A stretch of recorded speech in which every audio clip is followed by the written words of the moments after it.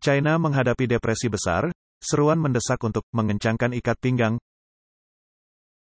Radio Free Asia melaporkan pada tanggal 22 Desember bahwa depresi besar telah melanda China, yang menyebabkan penurunan jumlah restoran dan departemen store setiap bulannya. Dalam perkembangan yang signifikan, toko furnitur IKEA di distrik Jing'an, Shanghai, mengumumkan penutupannya. Departemen store Guangzhou Tmall, Dongpu dan City Plaza di Shenzhen yang telah beroperasi selama 21 tahun juga akan ditutup pada akhir tahun ini.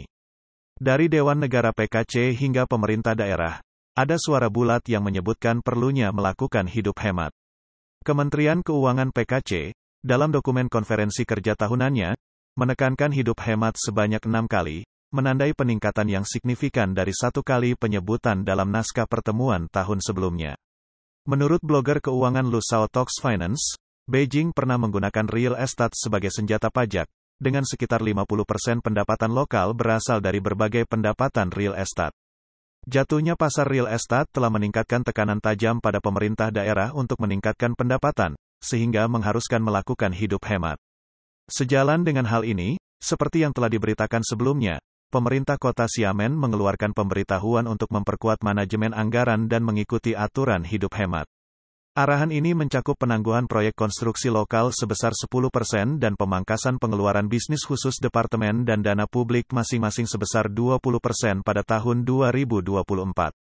Kontrol ketat atas pengeluaran umum, seperti 3 pengeluaran umum, ditekankan pada konferensi kerja ekonomi Komite Partai Provinsi Zhejiang pada tanggal 20 Desember. Yi Lianhong, Sekretaris Komite Partai Provinsi, menekankan perlunya partai dan lembaga pemerintah untuk beradaptasi dengan hidup hemat. Sebuah artikel berjudul, Hidup Hemat, di situs web Departemen Organisasi Komite Provinsi Jiangsu PKC pada tanggal 19 Desember menyebutkan persyaratan konferensi kerja ekonomi pusat baru-baru ini bagi partai dan lembaga pemerintah untuk merangkul hidup hemat, dengan anggota partai dan kader memimpin dengan memberi contoh.